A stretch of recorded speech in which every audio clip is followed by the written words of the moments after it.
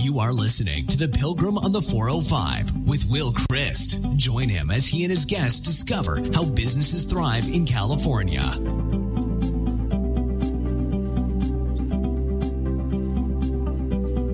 Well, all right. Welcome to the Pilgrim on the 405. We are going to have a great conversation today with Christopher Voss. Christopher is a former FBI negotiator, and he is the author of a great book on negotiation and communication. We're going to talk about that and really understanding human conversation, and he might call it negotiation, but I just call it a relationship. So we're going to be talking about that today and spending a little time with Christopher Voss. So, Chris, welcome to the Pilgrim on the 405. Thank you. It's cool. I spend some time on a 405 occasionally myself, so I can relate. That's right. So the Pilgrim on the 405 got to run up and down just taking a look and finding out what's going on. It's a lot of fun. So tell us, Chris, a little bit about how you got to writing this wonderful book. I was FBI hostage negotiator, became the FBI's lead international kidnapping negotiator.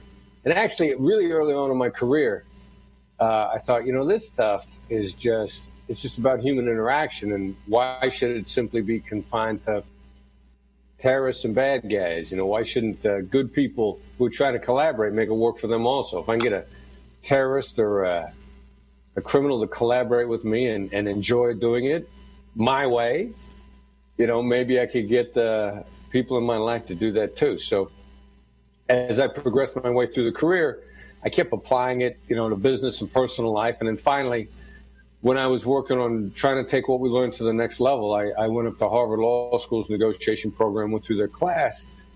And my colleagues at Harvard said, hey, you're doing the same thing we're doing. You're just doing it with different stakes, but it's the same ideas. It's the same goals.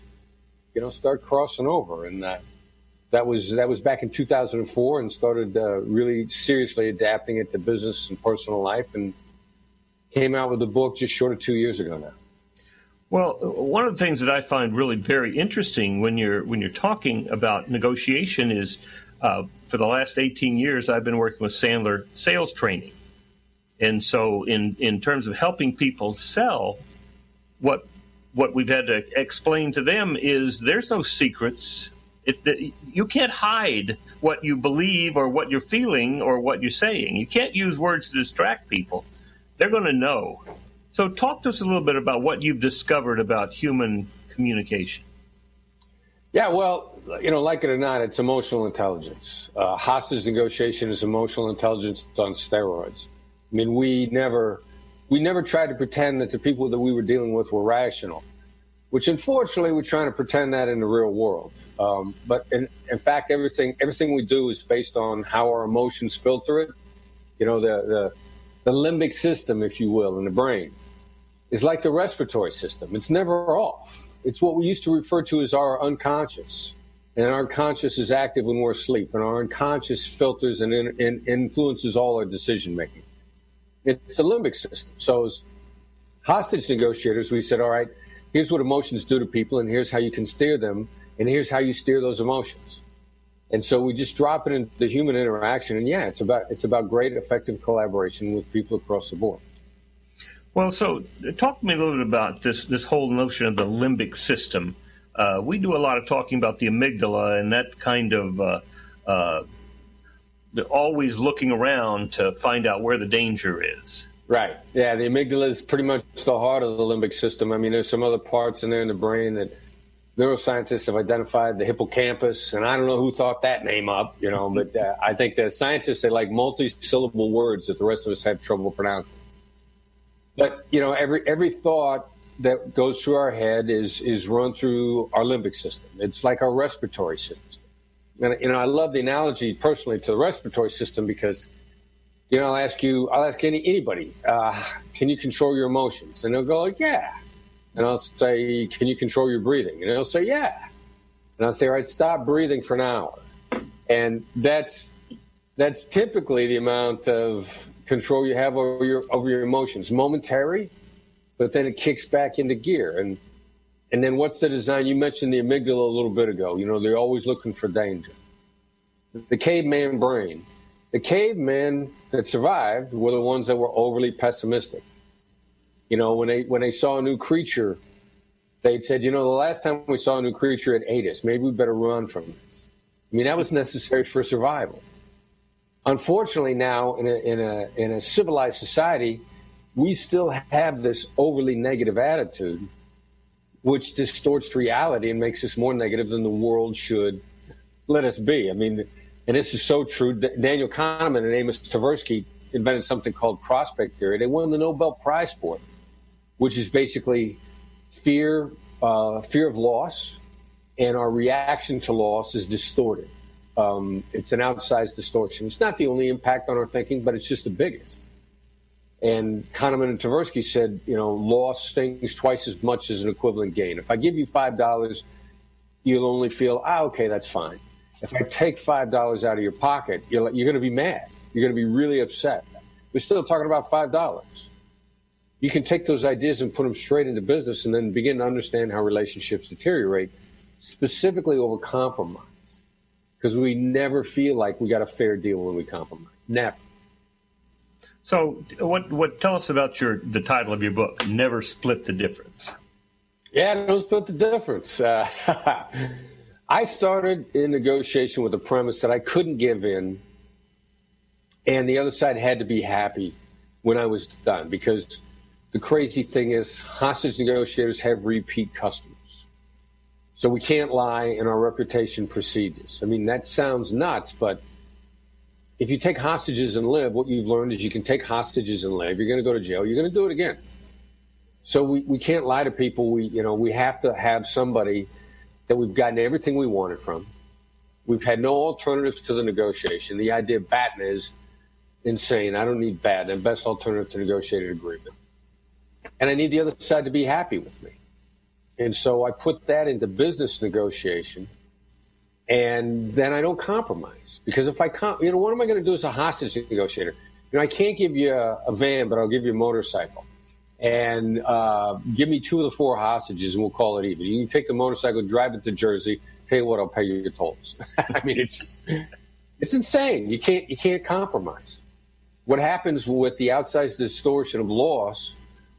If I give in on a business deal to you, let's say I give you in on an item that's worth $10,000. Well, I'm going to feel like I lost $20,000 at least. Now, you only will have gotten $10,000, so you figure you only owe me $10 in return. But I'm going to want to stick you for $20 on something else. Now that's going to continue to double, and that's why it becomes a vicious cycle. That's why bad negotiation is where everybody's unhappy. People that I teach how to negotiate, the counterparts want to continue to do business, not because they're unhappy, but because they made a great deal. So what constitutes a great deal when you have you're coming at it separate in the beginning? Well, by definition, you're going to be hiding stuff from me that you think's important. I'm going to be hiding stuff from you that I think's important. I got to get you to trust me enough to reveal those cards so that I can find out how that overlap. Where's an unexpected outcome that neither one of us would have predicted. It's really about getting the other side to drop their cards, because you're going to have something you think's not important. Then I'm going to say, holy cow, you could do that? Wow, yeah, that's a game changer for me. That's why we call ourselves the Black Swan Group. We're talking about discovering game changers. And they're always there. They're always there by definition, because you're hiding stuff, I'm hiding stuff. So let's figure out how we can not take each other hostage or not allow ourselves to get taken hostage, and then show our cards. So what does it take for people to begin to show their cards? Well, the really thing is we're going to capitalize on human nature. Like, I know that if I'm deferential to you, you're going to feel powerful, and you're going to feel a lot more comfortable about talking about things that you might not otherwise say. And then I'm going to make inadvertent observations. A hostage negotiator's job is to get my counterpart to blurt something out that they didn't even realize what they were saying until after it was out there. And then for me not to go, aha, gotcha.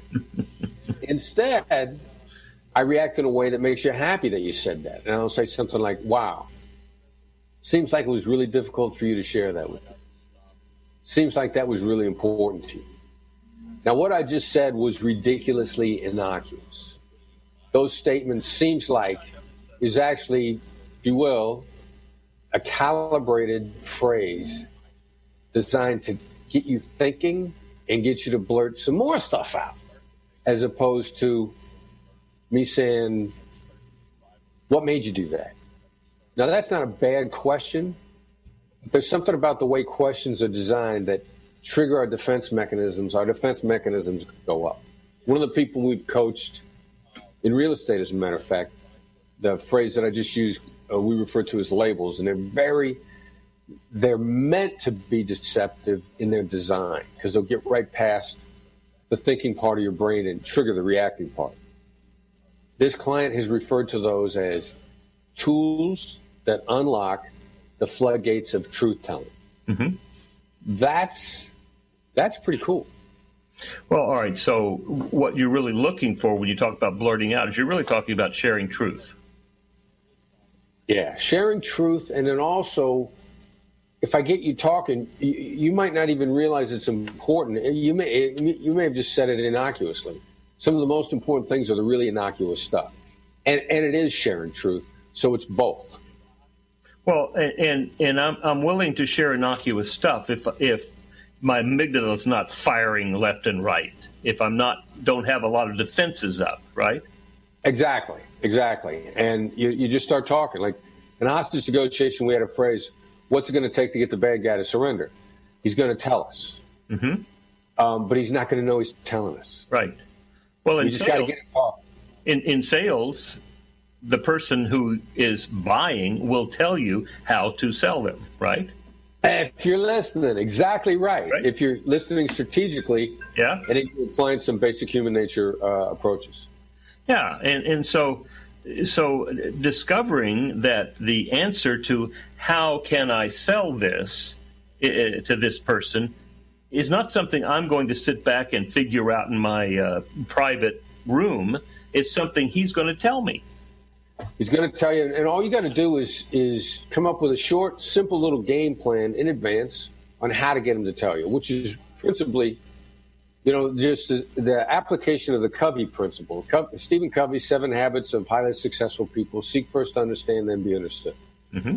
Now, we look at that and we say to ourselves, okay, I understand. So now I can start to understand, but it's more complicated than that. It's actually, you got to show understanding. And that's a slight tweak in the application. Well, one of the things that we tell people here is that everyone in the world, the most important thing that they are all looking for is everyone is looking to be heard and understood. And if they believe that we are hearing them and understanding them, we've given them the biggest gift that's possible. How many times in the last week can you count someone who has actually heard you and understood you? Not many. Right. Yeah, exactly right. And so we're all desperate for it, right? Yes. And to me, that is the key to helping someone be willing to what you call blurt out. They're really allowing themselves to have some unmediated conversation. Exactly. The floodgates of truth-telling, right? Yeah, because ultimately, it's not a matter of selling somebody something. It's a matter of finding out if they have a problem that they want to solve. And isn't that what you do in negotiation? You're looking for the problem in the way that hostage the taker, the way that the hostage taker sees their problem and how they see the solution. And it's emotion based. It's not, they're looking for something larger. I mean, we call this looking for their religion, but I mean, it's ridiculous what you can get people to do if you just change. This is going to cause you to be an immortal. One of my favorites, Ted Leonson's owner of the Washington Capitals, Washington Wizards. Phenomenal negotiator. He talks about being an owner in sports. He says, I want to create the immortal moments in sports that people would tell their grandchildren about. He talks about that all the time. Now, what's the point in the negotiation? The point is that when athletes hear that, he doesn't say, I want to pay you a lot of money. He says, I want to make you an immortal. Mm-hmm. And they go, ooh, I like that. Now, anybody that follows sports, you know that Leonsis does not have holdouts on his teams. He doesn't have athletes holding out. They don't have disputes. He pays his guys well, but nobody's holding him hostage over refusing to play. He does it time after time. The other thing that he does is he's one of the few owners in professional sports that actually owns his own business, owns his building, turns a profit, and has a great relationship with the city. How many professional sports teams have uprooted themselves from their cities because they couldn't get along with the city fathers? It's kind of a cliche, isn't it? How many cities have the Rams been in? Right. And here they come back to L.A. with their tail between their legs, huh? How many places have they been? How many places have the Raiders been? The Chargers just moved again. Right. And they're abandoning fans as a result. And so that doesn't happen to guys like Ted Leonsis. He's a great owner. He understands how to create moments and create vision with what he says. All right. So isn't that what you are doing as a negotiator? Is you are helping that hostage taker to articulate his vision? Yeah, and then change his actions so that he still gets to where he wants to go. Yeah, it's all about where he wants to go, and that's what I found fascinating is to think that hostage taker is just like everybody else. They have something they want, and what they want is emotional. Though that's the point. They value stuff based on their emotions. Well, how can you want something and not be emotional? Right. Well, I mean, somebody will say, a terrorist's going to say, look, I want all the Russians out of Chechnya. What he really wants is to feel free. That's an illusion. And he wants to be a hero. If a terrorist says, I want all the Russians out of Chechnya, what they're really looking for, they're looking for their own version of immortality. You can get them to get that feeling without getting Russians out of Chechnya.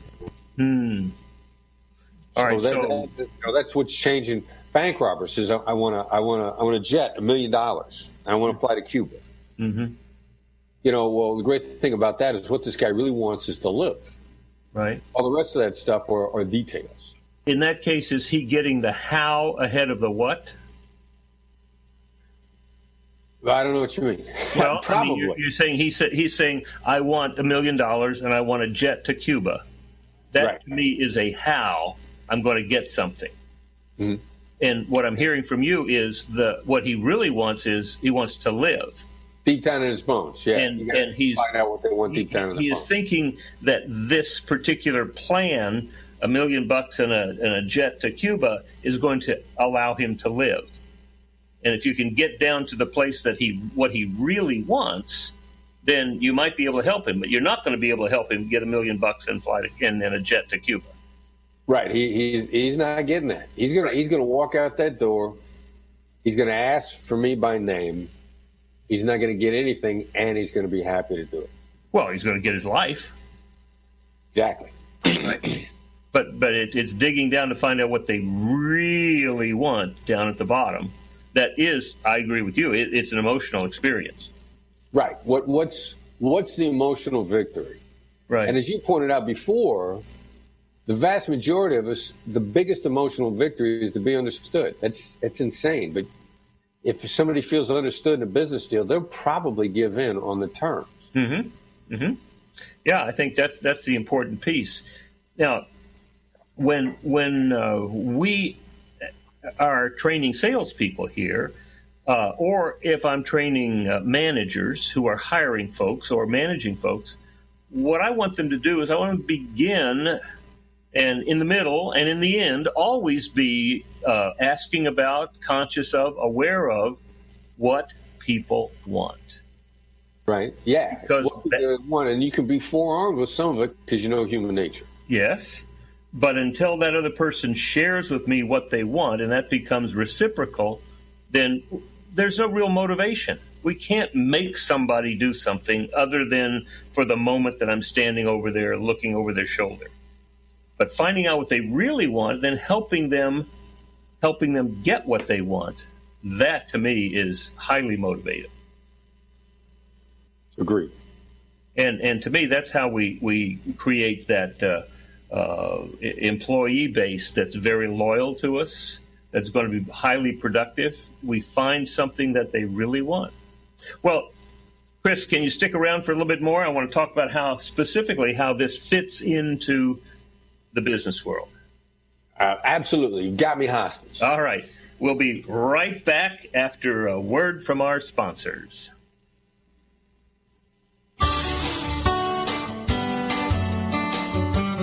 Hi, time for another tip from the Sandler Sales Institute. Prospects want your information and expertise. Prospects have been trained by the vast majority of salespeople to feel entitled to your valuable information. Most salespeople are comfortable in coughing up their expertise for free. However, when the orders don't come and the prospect has shopped your information to your competitor, the salesperson has fallen victim to unpaid consulting. Before giving information, ask good questions. What does the prospect want? What is the urgency? What are the consequences of not buying anything? What is the decision-making process?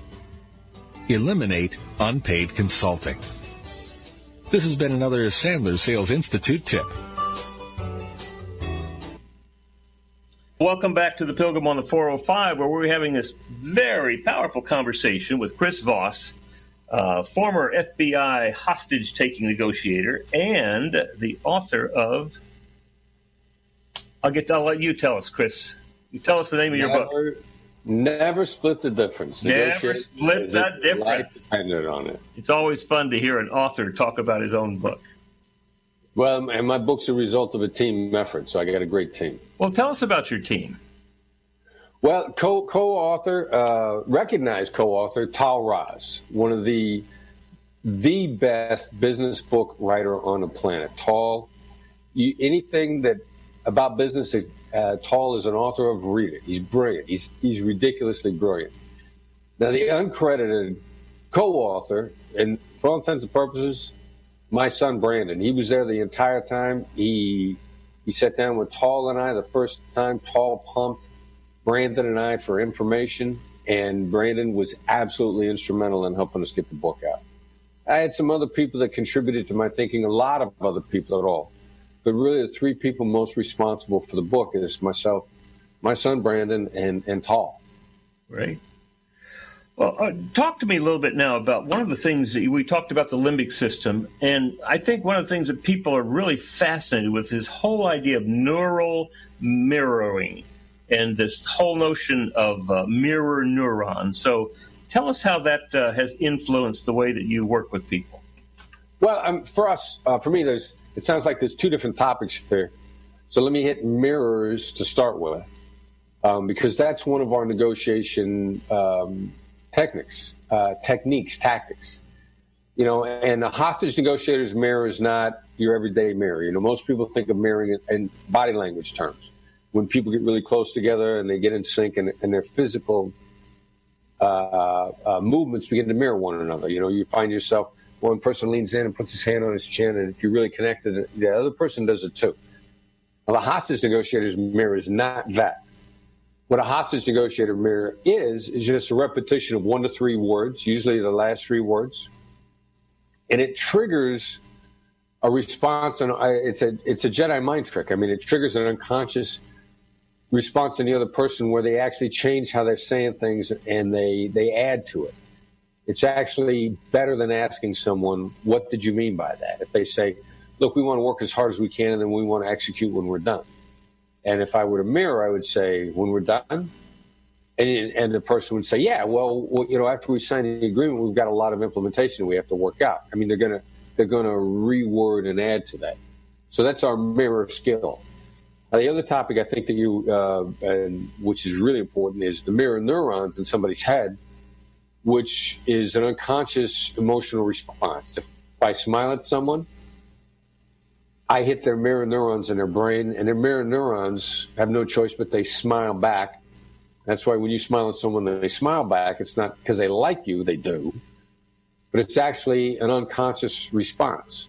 I actually kind of love, when we're teaching negotiation, picking out someone that's got a frown plastered on their face, and I'll smile at that person, and I'll see them work visibly really hard to not smile back because they're fighting it inside, which proves that it's an unconscious response. Mm-hmm.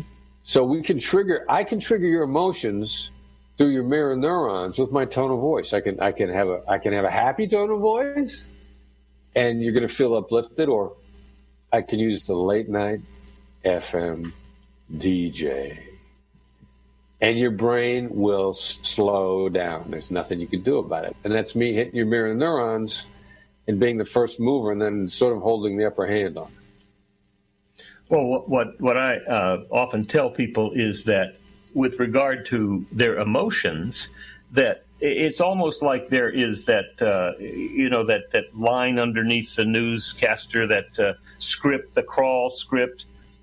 That's right there. I mean, people are going to be able to read your emotions and probably what you're believing, what you're feeling when you walk in the room. So I'm with you. Let's get it on the table. If we got a bomb, let's blow it up now, right? Let's talk about the issues. Yeah, and so many people don't realize, I mean, that scroll is going with your tone of voice. It's huge. Yeah. If I say to you, that was a really insightful observation, you feel like I appreciated it. If I were to say, that was a really insightful observation, my tone of voice is telling you that I think you're a dope. Right. And that it's such a betrayal of what's going on in the scroll that you just talked about. And people so often just lose control of that. Mm-hmm. Yeah, and that's when you talk a little bit about losing control, because I'm not convinced that people actually can control what other people are picking up. Can I control what you're picking up? I'm an integrity-based negotiator, mm-hmm. and everybody that we teach, we believe in. As a hostage negotiator, we're integrity-based. Business negotiations, we're integrity-based. Mm-hmm. So I suppose if I don't know that I can control it, you pick that up. But if that's my default operating mode, that's what you're going to pick up, and I want you to pick that up. Right. I'm with you. Yeah. If I come into a sales meeting and I am trying to get you to buy, that's my intent. You're going to know that. Yeah, you're gonna feel pressured. You're gonna feel coerced. And it's like I'm protecting my billfold here.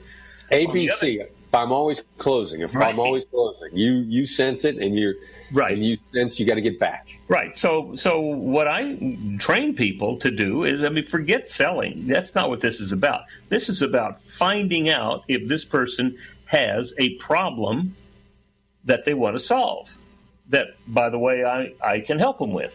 And that's a whole different process, because now we're in a mutual conversation about help me to understand what the problem is. Why did you invite me in? Well, and it's not if, because if they're talking to you, they do. Yeah. Yes. It's a matter of uncovering it. Yes. But that's what it is, not trying to get you to do something that I want you to do. Exactly. And that goes way back to the beginning of our conversation, in that what you're doing in hostage negotiation is helping people to articulate what they really want. Yeah, as long as you're not talking about in an instrumental way, what they want emotionally, what they want, what they want. I want all the Chechens out of Russia, or all the Russians out of Chechnya. Well, I'm wondering if that instrumental want is because I'm really not in touch with what I really want. Well, who is? Well, but isn't that our job to help them get in touch with it? Yeah. Yeah. Right?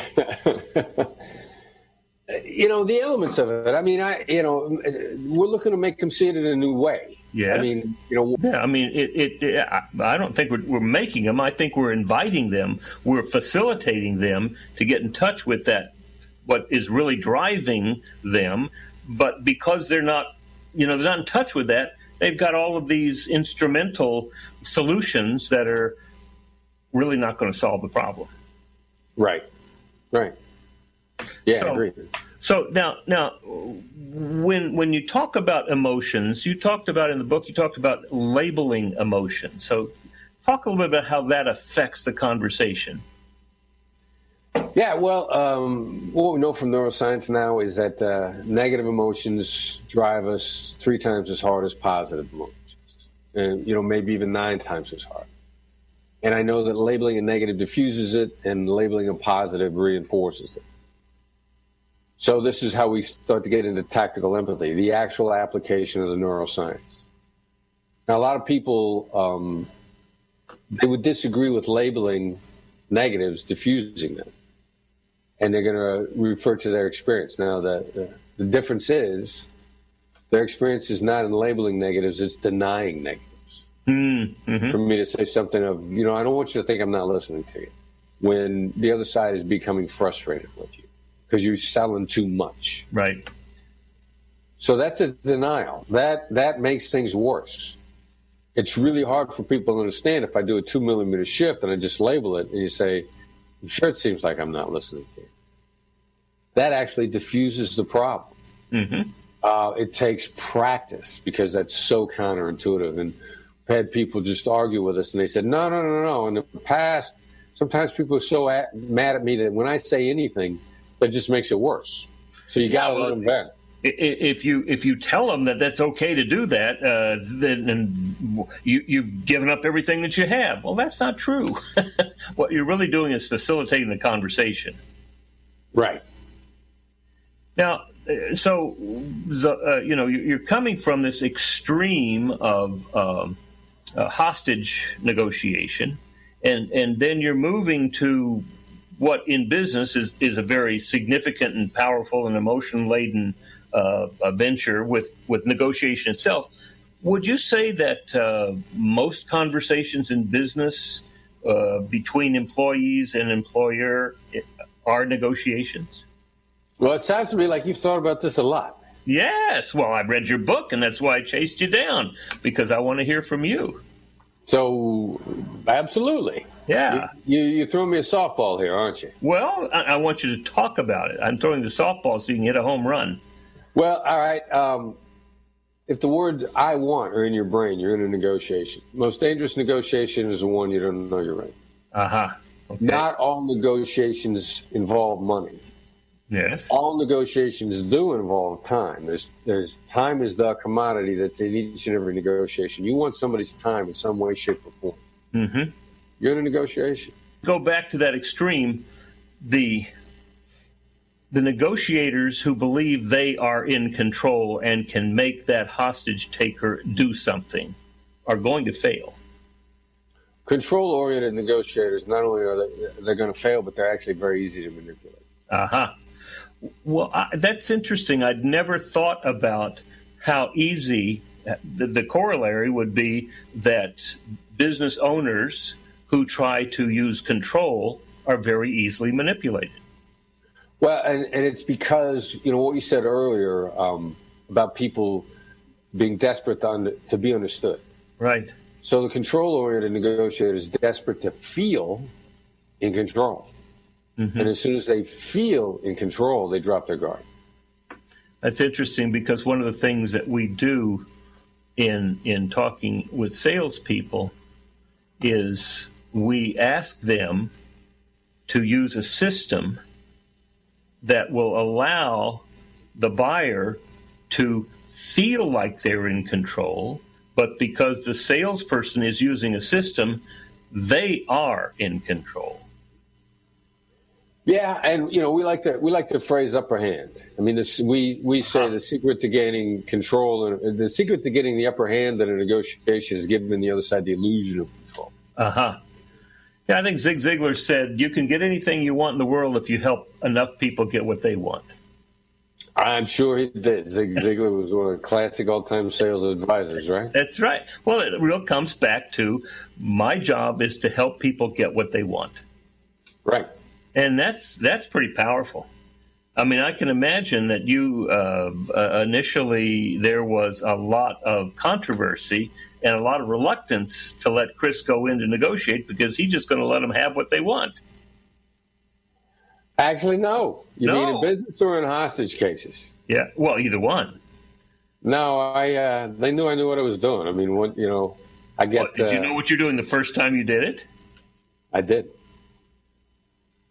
You say you did or you didn't? Yeah, no, I did. Actually, the first real hostage negotiation I got involved in was a bank robbery with hostages. Mm-hmm. Talk about it in the book. That was the first real hostage negotiation, although I'd been volunteering on a suicide hotline for about a year and a half up to that point. Mm-hmm. Actually, more like 2 years.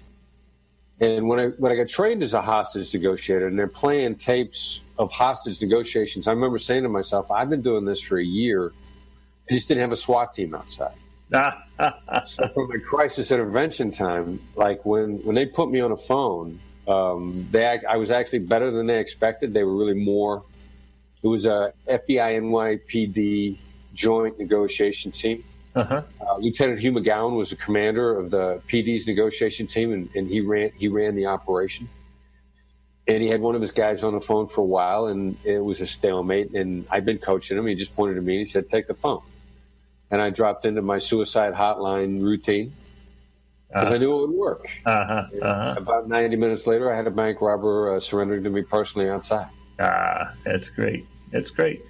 Well, how can we help the business people I work with tend to be companies with 10 to 250 employees, and we're really helping that business owner. This is called the Entrepreneurial Operating System, EOS. And what we're really doing is helping that business owner move from having to do everything themselves and being overwhelmed by growth to developing a team that he can trust. And how can we help them use the things that you're talking about to accelerate that process? Well, the indirect route is the fastest route. I mean, just telling people what to do is not going to be enough because for whatever reason, it's just not going to hit their brain just right. They're not going to get it. They're not going to comply. They're not going to feel like doing it. They're going to do a great job as soon as you've established what we refer to as trust-based influence, which is the most lasting kind of influence. Mm-hmm. And in reality, it's understanding how to use mirrors labels with the people that you're directing. And it's how to take an extra 20 seconds in your communication to save you from 20 minutes of redirection. Mm-hmm. I had a judge in a federal trial that had a great phrase, how do you delay so you can save time? Mm-hmm. So you slow down your direction to the people on your team, and you're not happy that they've got it till they look at you and they say, "That's right." And then you've exchanged a "that's right" with them. I mean, it's a matter of exchanging summaries. Mm-hmm. You get to summaries with mirrors and labels. I mean, if you slow your communication down and slow it down, add another 20 seconds, another 30 seconds, another 2 minutes max, there's usually about a 7-to-1 rate of return. You're going to save 7 times the amount of time in redirection, fixing, follow-up, hurt feelings. I mean, the real problem in business is implementation and wasted time. And what it does is it cuts down on your wasted time. Now, we talk about helping that senior entrepreneur learn how to do that. What would be the effect if the entire, 3 to 7 members of the team plus the what we call the integrator of the company, what would be the effect if they all learned those communication tactics? Fewer meetings. What's that? Fewer meetings. Fewer, more implementation and less talking about implementation. Shorter correction times. people being much more resilient and much more willing to accept correction instead of getting bent out of shape and not hearing the correction and doing it wrong again. Could we train 50 people in doing this in a company? Easily, yeah. What would stop you? Well, how would you do that? What if you know, some of my clients have 50 people, or they're generally between 10 and 250, and I'm thinking, on the one hand, we could get the leaders together, and then I'm also thinking, well, maybe get the whole team. Well, what if we got the whole company together? Well, you start with the book. Right. And then you start with people in leadership positions applying the book. And when it starts to become a part of the way you communicate in the company, because it's one thing to teach somebody, and it's a second issue as to whether or not it's going to last. Now, our approach when we teach companies and individuals, we don't like one-shot opportunities. It's not going to stick. If we were to teach a company, we've got some pre-work we want people to do by the time we get in person with you. You've got some familiarity with the concepts, and we're going to build it in you, and we're going to use it in your vernacular so that it makes sense faster. But it's really an issue of leadership in an organization, embracing it, and then building it into their communications culture. Is that a difficult thing for a company to go through? Depends upon how open they are to learning. Depends upon company values. Something stupid, but it's ridiculously effective. We do a training with JetBlue a couple months ago, and I'm blown away at how much we enjoy the training and how fast they pick it up. And finally, I said to them, working with you guys is a lot of fun.